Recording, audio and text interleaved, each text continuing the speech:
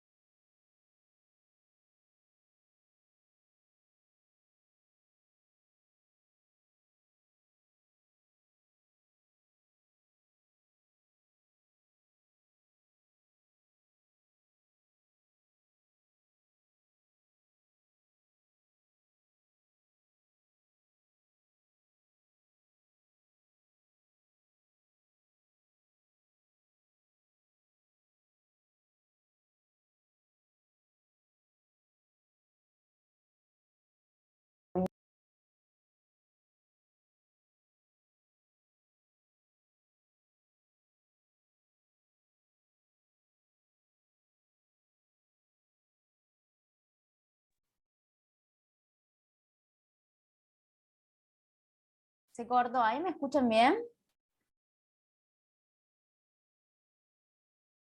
Perfecto. Gracias. Bueno, vamos a volver a empezar.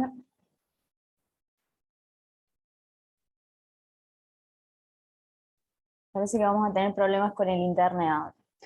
Bien, como les decía, habían evaluaciones cuantitativas, pero también hay algunas evaluaciones que permiten arrojar datos, sobre todo de la simetría entre los hemicuerpos, es decir, saber si hay un lado que presenta mayor flexibilidad, tanto pasiva como activa, con respecto al otro. Por lo tanto, en esas evaluaciones no buscamos tantos datos nominales, sino que buscamos las diferencias, y vamos a ver que en alguno de esas evaluaciones podemos llegar a tener en cuenta datos para poder después cuantificar el trabajo de acuerdo a la presencia o no de simetría que arroje la evaluación. Saber de que, como les había contado, dentro de la amplitud de movimiento, actualmente lo que, sobre todo un autor que es David Venn, lo que se presenta es que cuando nosotros evaluamos el ROM activo, es decir, aquel que no depende de una asistencia, de una fuerza exógena, es mucho más confiable con respecto a la medición del ROM pasivo como se hacía antes. Por eso todas estas evaluaciones, como el test de flexión activa de cadera, que ya lo vamos a ver, o el test de flexión de hombros activo,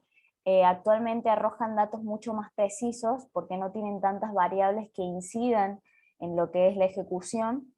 y que actualmente en lo que es la amplitud del movimiento y la flexibilidad es lo que se está usando, y no solamente activo estático, sino actualmente se considera que los videos de acciones dinámicas, cuantificar los ángulos, es mucho más preciso con respecto a las evaluaciones que se hacían antes. Entonces seguramente a lo largo de este tiempo la parte de evaluación de amplitud de movimiento en la parte de EFA va a cambiar. Bien, saber de que las evaluaciones que vamos a ver a continuación, ¿ustedes tuvieron un módulo de evaluación de EFA o no? Si alguno me puede decir. Bueno, después, si alguno me puede decir si tuvieron la parte de evaluación en EFA, eh, mejor. Bueno, dentro de las evaluaciones en lo que es la parte de amplitud del movimiento, se hacen a partir de la escala subjetiva, en donde se llega al punto de disconfort o punto de incomodidad. Es decir, el punto donde yo siento una molestia tolerable, pero no es un dolor insoportable. Es decir, esa escala de percepción de la intensidad está determinada, obviamente, de un montón de variables que inciden en lo que es la percepción del dolor del sujeto. Por eso las evaluaciones dinámicas son mucho más fiables en este caso. Pero bueno, actualmente se sigue utilizando lo que son las percepciones de escala del dolor. Bien, acá tenemos la primera evaluación que utilizamos en EFA, eh, que es el test de flexión de cadera, tanto pasivo como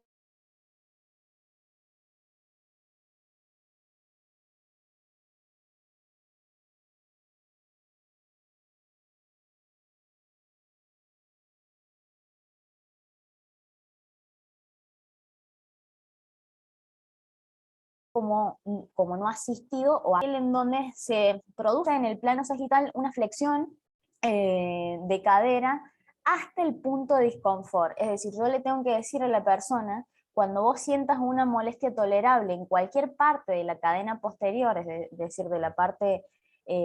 detrás del muslo, detrás de la pantorrilla o detrás de la espalda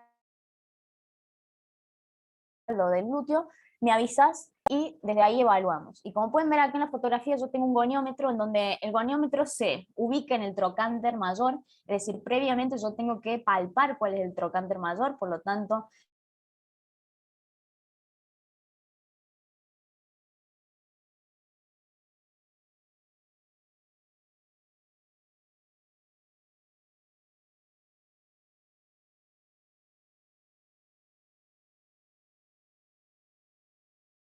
antes de esta posición se coloca la flexión en dirección a la línea media axilar, es decir, a la mitad de la axila, y el asta móvil va a ir en dirección a lo que es la parte externa de la rodilla o de la pierna.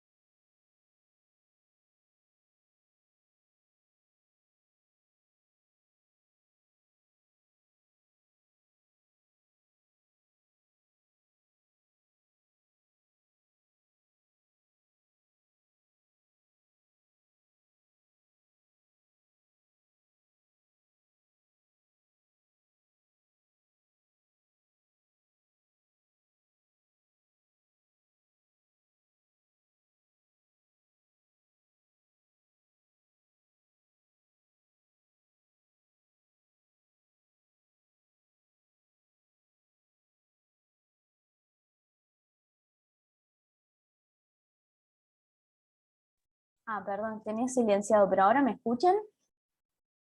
porque no sé si es Zoom que se sale o es mi internet, pero no creo. Sí, sí, sí. Pero como ya se me salió 2 veces, yo continúo, cualquier cosa, bueno, lo vamos haciendo así hasta que a Zoom se le ocurra andar piola. Bueno, como les contaba, el test de flexión de cadera activa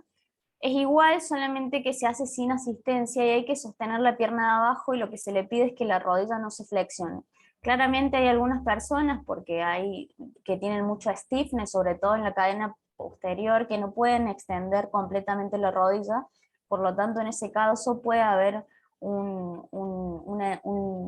leve flexión de rodilla. La idea es tratar de cuantificar en ambos lados, es decir, hay que hacerlo en la pierna derecha y en la pierna izquierda, y luego vamos a tener dos datos. Generalmente, en la mayoría de las personas, la expresión asistida es mucho mayor que la expresión activa. Sin embargo, entre menos, menos flexibilidad tenga la persona, seguramente la diferencia entre el ROM asistido y el ROM no asistido es mucho menor. ¿Qué es lo que nos brinda la posibilidad de generar estas dos evaluaciones? Que nosotros podemos cuantificar cuál es la proporción entre asistidos y no asistidos. Y dentro de EFA, lo que nosotros tomamos como dato es que esa diferencia en el mismo hemicuerpo, es decir, en izquierda en la expresión asistida y en la izquierda en la expresión pasiva, sea menor al 10%. Es decir, por ejemplo, esta persona tiene 140 grados de la expresión asistida y 95 en la expresión activa.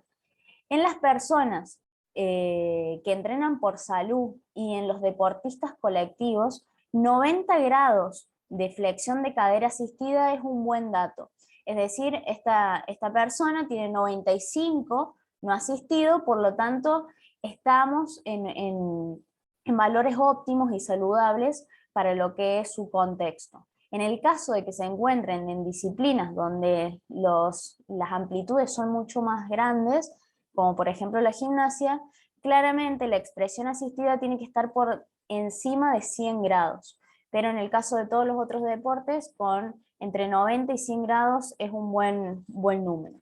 ¿Qué es lo que sucede cuando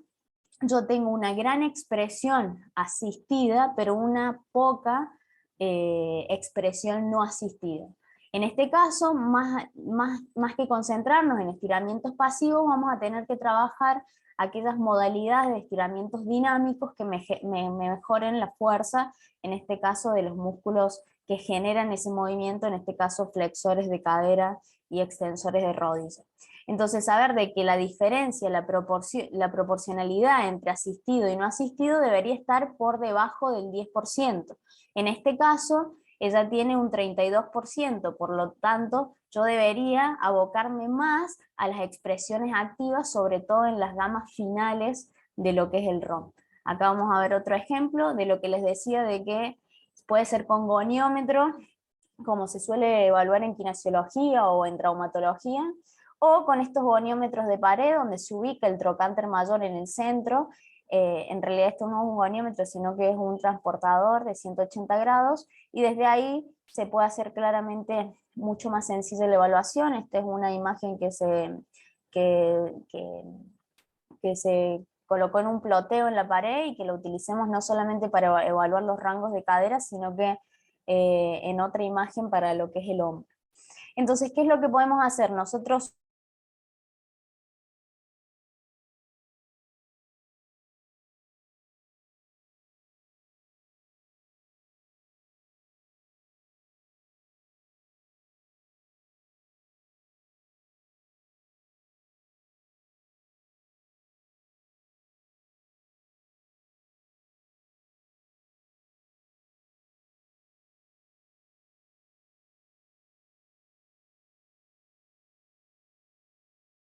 vamos a tomar ese test y nos va a evaluar.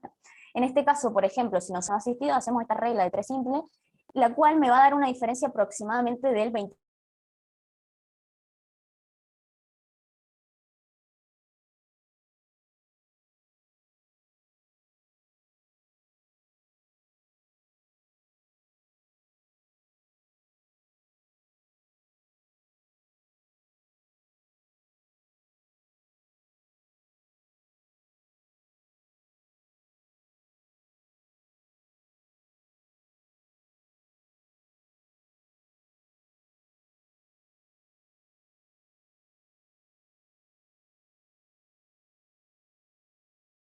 Ay, ¿cómo voy a sufrir esta presentación? Voy a hacer hasta las y media y ahí cortamos ese de movimiento, el sistema de movimientos funcionales que se hace con un bastón. Esto es más sencillo, no, claramente no es una evaluación cuantitativa que te arroje un dato, pero sí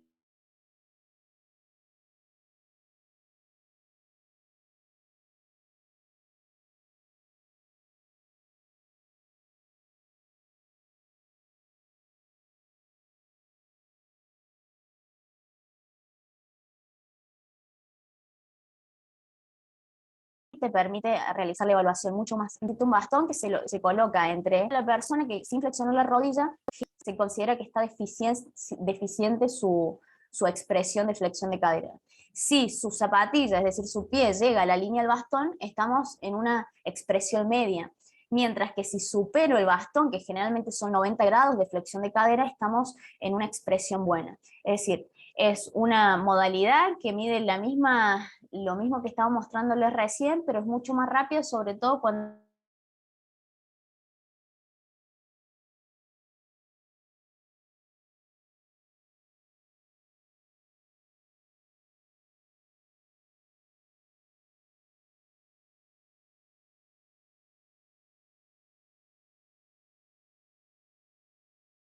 cuando tenés planteles para evaluar, o cuando el test de flexión de cadera con bastón es una posibilidad. Una vez de que nosotros evaluamos eso de 90 grados de flexión de cadera inasistido, seguramente el stiffness de la cadera posterior sea alta o los niveles de flexibilidad estén bajos. Por lo tanto, yo debo considerar algunas ítems que desde mi experiencia son importantes para mejorar no solamente la flexibilidad isquiotibial, sino que del movimiento de flexión de cadera y de la cadena posterior. Lo primero a tener en cuenta es que no siempre debo estirar la cadena posterior con la rodilla extendida. Como lo explica Kelly Starrett, si nosotros estiramos con la rodilla extendida, generalmente la mayor intensidad del estiramiento en la fascia y en la parte muscular se encuentra detrás de la rodilla, que es la parte más lábil. Es decir, generalmente la sensación dolorosa se va a concentrar detrás de la rodilla. Por eso, lo que plantean algunos autores es que no necesariamente cuando vaya a mejorar lo que es el patrón de flexión de cadera o de plegado, es necesario que yo tenga extendida la rodilla. Como vemos, hay una conectividad miofacial que cuando está extendida la rodilla,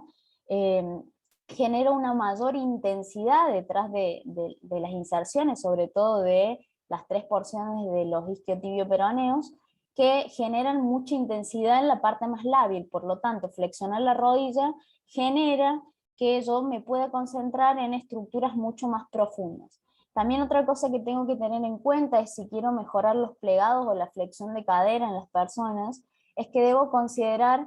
que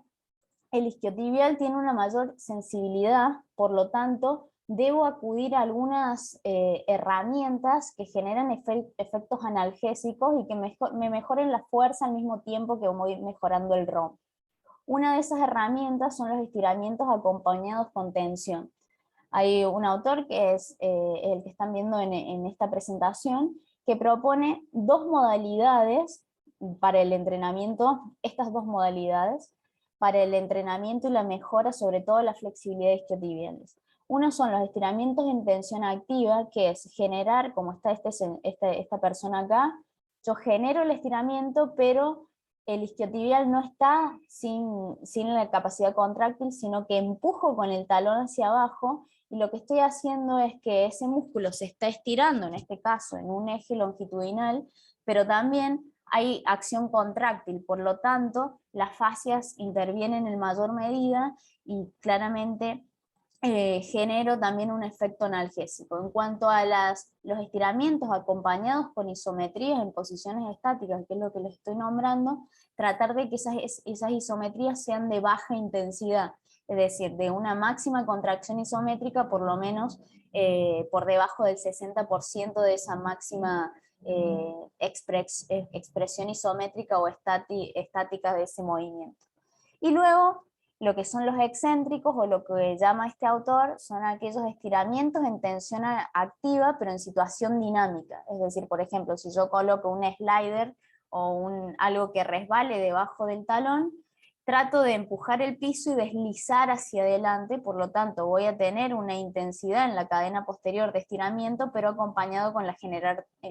capacidad de generar tensión, que sería un excéntrico, que podría ser un peso muerto, un pie, o algo similar. Entonces, saber de que para la mejora de la flexión de cadera es necesario que los estiramientos estén acompañados con tensión. No quiere decir que los estiramientos estáticos sean malos, sino que al principio se pueden utilizar como una herramienta para disminuir la resistencia. Y también saber de que nosotros podemos al estiramiento añadir una carga externa, que es lo que últimamente, en los últimos años que yo he trabajado con Mario, lo realizamos. Por ejemplo, agarrar un disco en el pecho y desde ahí hacer una anteversión pélvica y con una carga externa realizar rebotes suaves al final del rango del movimiento, que lo que genera no solamente que el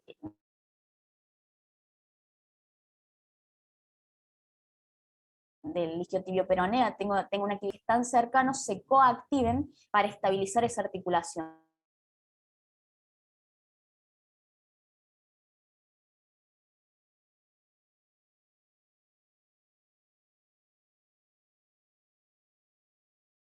Y eso genera un efecto y músculos que se están contrayendo. Generalmente eso genera un efecto. Otra de las cuestiones en lo que es la cadena posterior y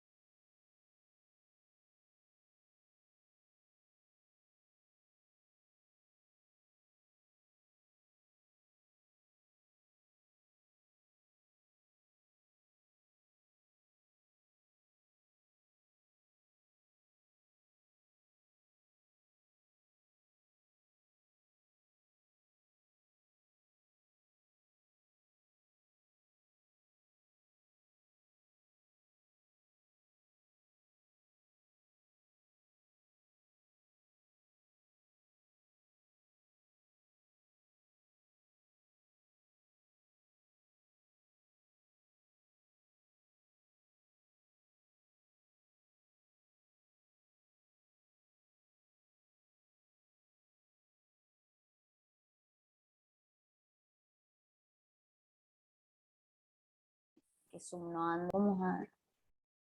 hacer. Como les decía de la cadena posterior, hay algunas personas, sobre todos aquellos que tienen expresiones de flexión de cadera muy bajas, que presentan una mayor mecanosensibilidad en los isquiotibioperoneos, que se debe a este déficit en el deslizamiento del nervio ciático. Por lo tanto, los trabajos en este núcleo articular y en el movimiento específico, no solamente flexión de cadera, sino en los plegados, deben considerar también no solamente la parte músculo-elástica de las fascias, sino que también la estructura del sistema nervioso. Es decir, así como nosotros pensábamos que antes que la flexibilidad estaba determinada por una restricción a nivel muscular y luego esto fue un poco enriquecida con el aporte de las fascias, actualmente se sabe que el sistema nervioso y sobre todo los nervios necesitan moverse libremente y sin impedimentos, por lo tanto, una restricción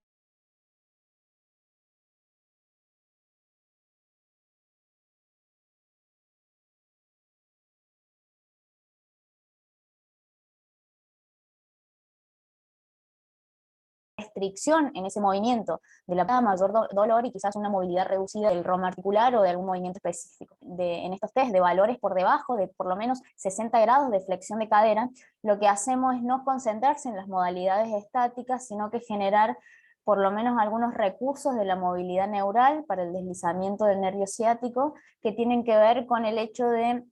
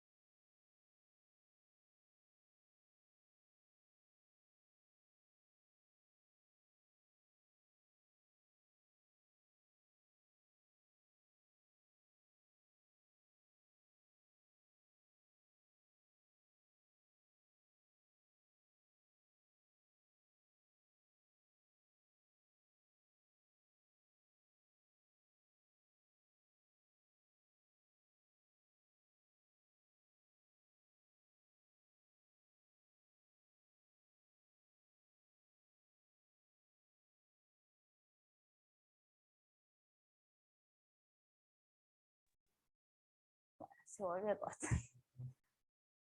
Lo que les decía de la parte de neurodinamia es un recurso, una herramienta más, no quiere decir que sea la panacea, pero es una de las herramientas que suelo tener en cuenta como cuando las expresiones en los test de flexión de cadera activa y pasiva están por debajo de 60 grados. Otro de los test que realizamos en EFA es el test de Thomas modificado, que seguramente lo conocen, que se ubica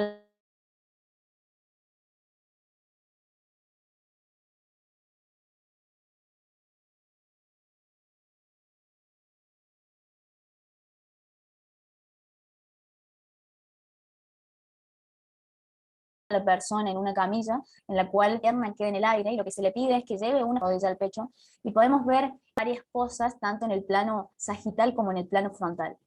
Lo voy a explicar con estas imágenes desde una vista lateral. Nosotros, si encontramos que se despega el músculo, se sospecha una retracción del psoas ilíaco, es decir, de los flexores de cadera, y si el pie pierde los 90 grados, es decir, el pie se levanta, es decir, una extensión de rodillas, se sospecha que el recto anterior y que el cuádriceps se encuentra retraído. Entonces, desde esta vista son dos cuestiones bastante importantes que podemos llegar a considerar en la ejecución de este test. Nosotros lo que hacemos es evaluarlo de manera cualitativa, colocando más o menos y algunas referencias con fotografías para luego poder hacer una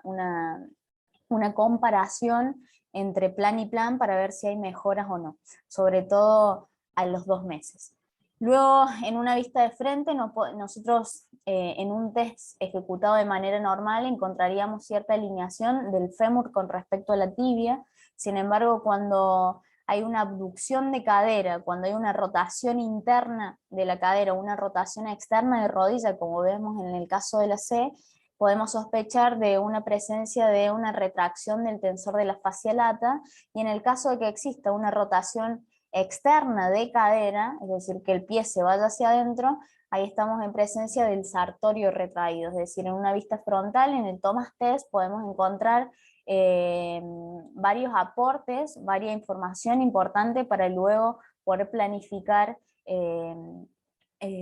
nuestro plan de trabajo.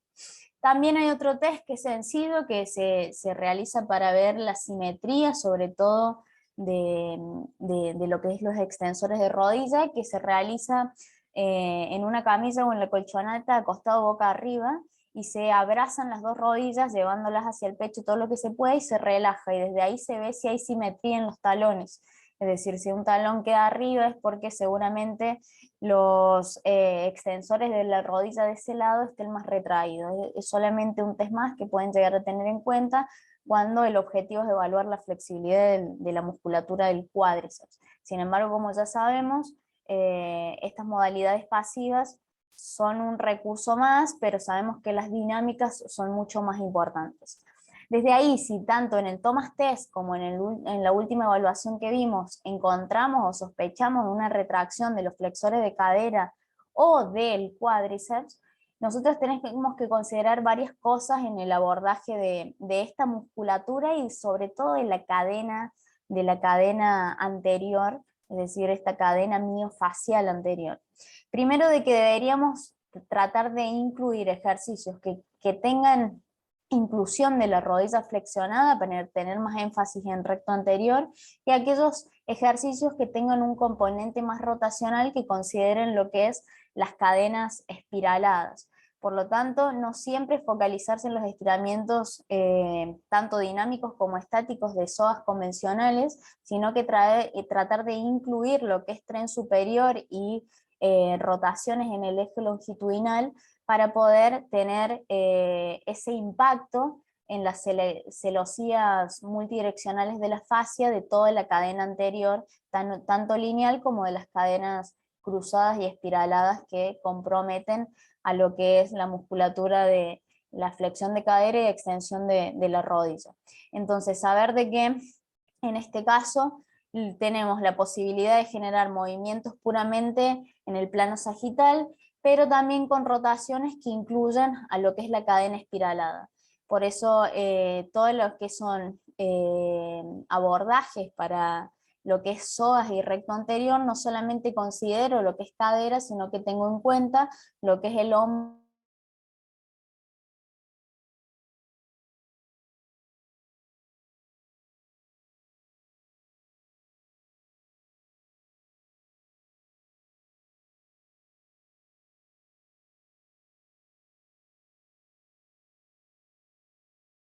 contralateral a lo que es tobillo. Está este test, cuál es la flexibilidad o el movimiento en el caso de tener esta plataforma mucho mejor, pero si no se puede cuantificar con 1 centímetro, y lo que se le pide al sujeto es que deslice la rodilla hacia adelante y toque la pared, y uno como evaluador va viendo si se va despegando o no el tobillo, luego se va hacia atrás hasta que en un momento se va a despegar, y ahí hay que volver hacia adelante al punto anterior. El valor recomendado, sobre todo para la ejecución de sentadillas profundas, es entre 8 a 12 centímetros, es decir, 45 grados aproximados de dorsiflexión, o que la distancia entre la pared a la punta del pie sea entre 8 a 12 centímetros. En el test de FMS lo que se considera es que por lo menos debería entrar un puño de la mano entre la pared y el dedo pulgar.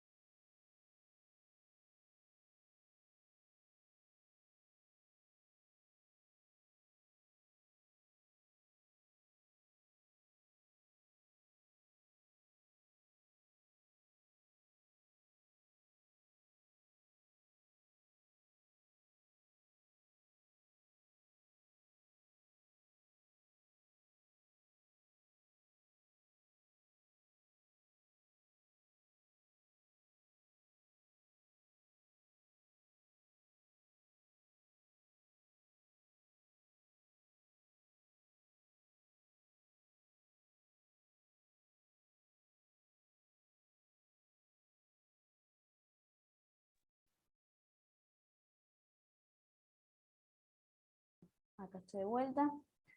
Lo que les decía es considerar en el tobillo modalidades activas, así como consideramos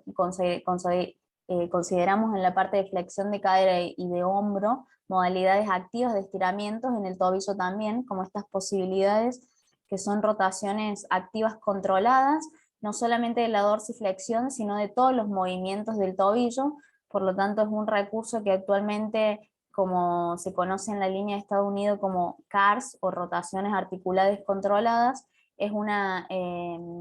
herramienta más para poder considerar estas expresiones mucho más funcionales y no quedarnos solamente en los estiramientos estáticos de dorsiflexión. Después tenemos en cadera dos evaluaciones que utilizamos mucho en EFA, que son los test para evaluar lo que son los rotadores externos e internos de cadera. El primero se coloca la persona boca abajo con una mano sobre la otra, el mentón, se flexionan las rodillas a 90 grados con los pies juntos, y desde ahí se le pide a la persona que deje caer los pies hacia abajo sin hacer ningún tipo de fuerza, es decir, la parte pasiva, y desde ahí se ubica en la línea media y se toma una fotografía o se puede cuantificar con goniómetro la expresión, en este caso de los rotadores externos, que la idea es tratar de que se encuentre simetría y que por lo menos llegue a 45 grados con respecto a la línea media, que sería un valor normal, por decirlo de alguna manera, sobre todo para personas que entrenan por salud. Entonces, en este caso, como vemos en la foto, encontramos simetría, pero puede suceder, en este caso hay una menor expresión, pero es poco, en la pierna, en este caso izquierda sería, pero claramente no es una simetría mayor al 10%, sino que es una simetría leve, por lo tanto no es importante, pero hay personas que sí podemos encontrar simetrías bastante marcadas, y en ese caso podemos cuantificar las expresiones de ambos hemicuerpos, y la idea es que esté por debajo del 10%, al igual que lo hacíamos en la proporcionalidad de asistida y no asistida del test de flexión de cadera. Y en el test de rotadores internos de cadera, claramente hay otros que se realizan en camilla con la rodilla flexionada, pero bueno, yo les muestro los que hacemos con Disanto Nefa, que se ubica la persona sentada con las manos hacia atrás, las rodillas extendidas y los talones juntos, y se le pide que deje caer los pies hacia el costado, y desde ahí se evalúa cuál es la rotación interna, en este caso del fémur, de la cadera, y se puede cuantificar también, y la idea es tratar de encontrar simetría al igual que en el otro test.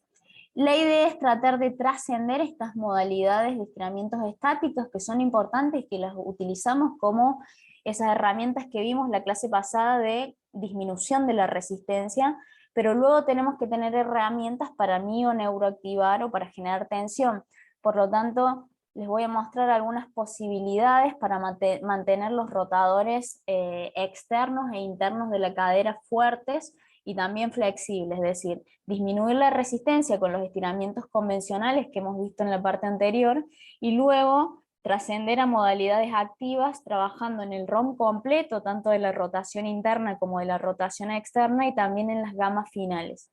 Y no solamente eso, sino que en el caso de haber encontrado una asimetría en los test anteriores, tratar de incrementar el volumen de trabajo en series o en tiempos, del lado que claramente la expresión es menor. Esto traducido, que si yo encuentro y tengo una retracción más marcada del lado derecho, luego en la planificación yo debería por lo menos involucrar una o dos series más de ese lado, o involucrar más tiempo de trabajo o intensidad, más intensidad de ese mi cuerpo, para poder disminuir la simetría. A veces no se puede generar un valor idéntico, pero por lo menos tratar de que esa asimetría esté por debajo del 10%. Entonces, bueno, estas son algunas modalidades que involucran esta parte de generar tensión y mantener los rotadores de cadera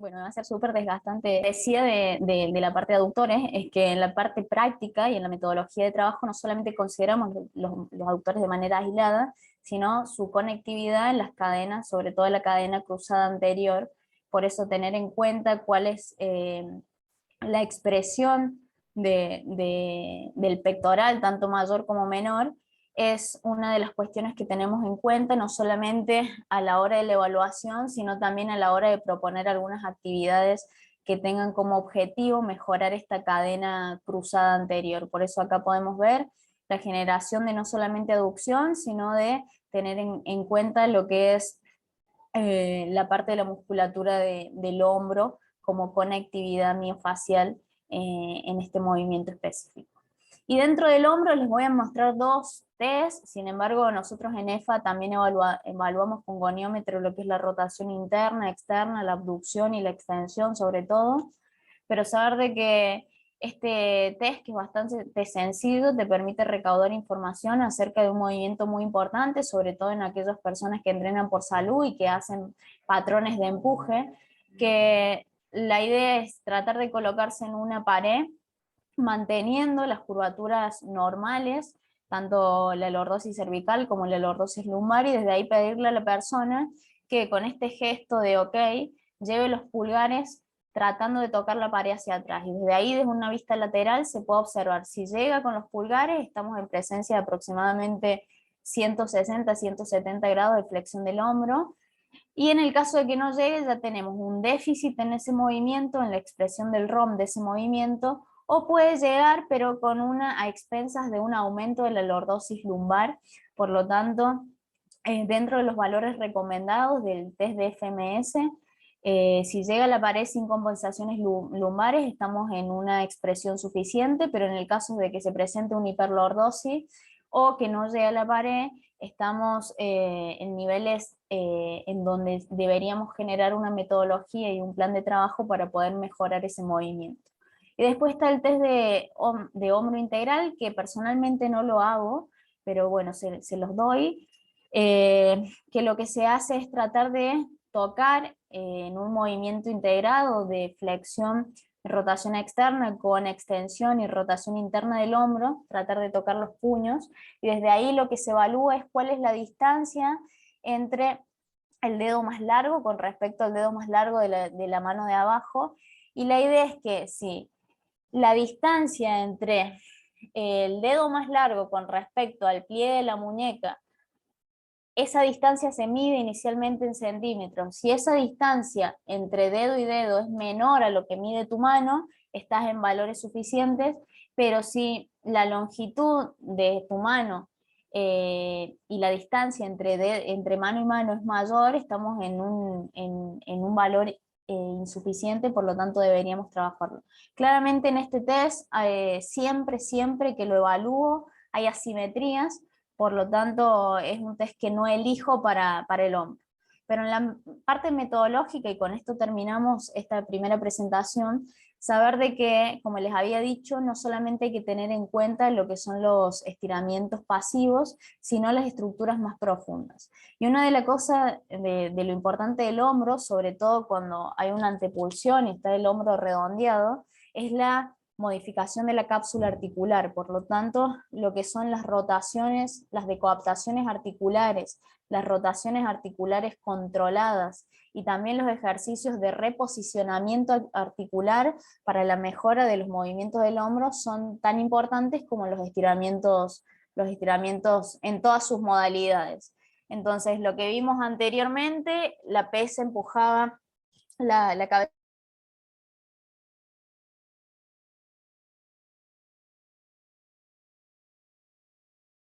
el húmero hacia atrás, por lo tanto el objetivo era hacer rotar en la cápsula, luego ejercicios de decoaptación articular como la que estamos viendo acá, y también ejercicios de estiramientos activos y no solamente pasivos, en no solamente lo que es la flexión del hombro, sino en todo lo que es, en todos los grados de libertad de movimiento del hombro, por lo